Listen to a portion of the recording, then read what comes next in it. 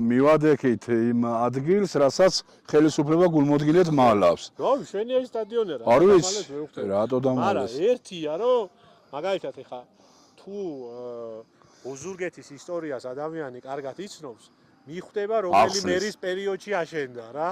ტრენდი დასულია. კალათბურთის ფარები და ფეხბურთის კარები ერთად დგას სტადიონზე და რავი, ხალიჩაზე კალათბურთის თამაში ცოტა ალბათ რთული არის, ჩემი აზრით. მე არასდროს არ მითამაშია ხალიჩაზე, რავი, ასფალტზე მაგ ნათამაშება, ხალიჩაზე ხელოვნურ ბალახზე არასდროს არ მითამაშია. მოკლედ ნუ ეხა დაუსრულებელია ეს ვთქვათ, ბადეები აკლია მაგალითად.